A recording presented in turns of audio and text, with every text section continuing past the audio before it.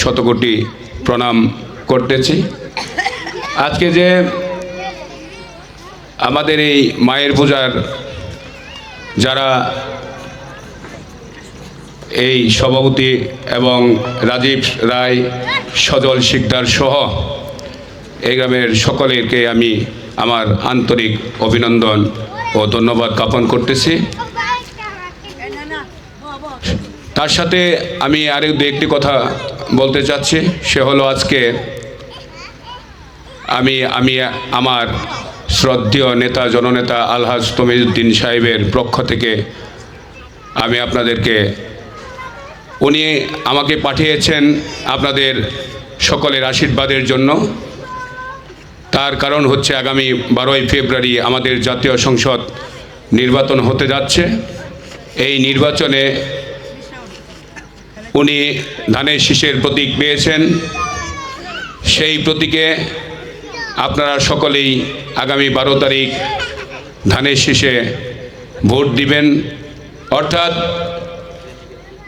এই দেশ অসাম্প্রদায়িক বাংলাদেশ, হিন্দু মুসলিম বৌদ্ধ খ্রিস্টান সকলে মিলিয়ে আমরা একত্র বসবাস করি। আমি আমার নেতাকে দেখেছি, উনি আমাদের এই ধামরাই থানার 4600 হিন্দু পরিবারের অভিভাবক। আমাদের বিপদে আপদে সবসময় উনি আমাদের পাশে থাকতেন।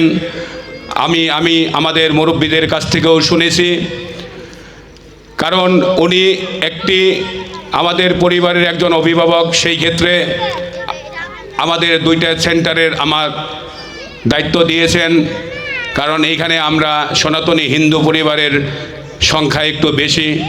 কারণ এখানে 2টি কেন্দ্র, একটি হলো বেরস কেন্দ্র, আরেকটি হলো খাগাল কেন্দ্র। গতকালকে আমাদের সাধারণ সম্পাদক সাহেব এসেছিলেন, উনি এই শুভ উদ্বোধন করেছেন। এখানে আমাদের গ্রামের কিছু মুরব্বিয়ান ছিলেন। সকলের প্রতি উনি আমাদের প্রতি যে আস্থা বিশ্বাস এবং ভরসা দিয়ে গিয়েছেন, তাই আমি আপনাদের কাছে একটি দাবি রাখব, 12ই ফেব্রুয়ারি আপনারা সকলে মিলে আমাদের সম্মানের স্বার্থে আমরা যদি আমরা যে দাবি নিয়ে বরাবর ওনার কাছে যাই, আমার মুরব্বিয়ান সকলেই যান, আমরা যেন দাবিটুকু রক্ষা করতে পারি।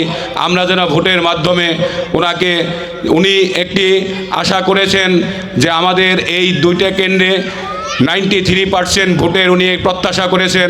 আমি আপনাদেরকে একটি কথা বলি যে আমরা যেন উনি যেটা প্রত্যাশা করেছেন, ওনার মনের আশা যেন আমরা পূর্ণ করতে পারি।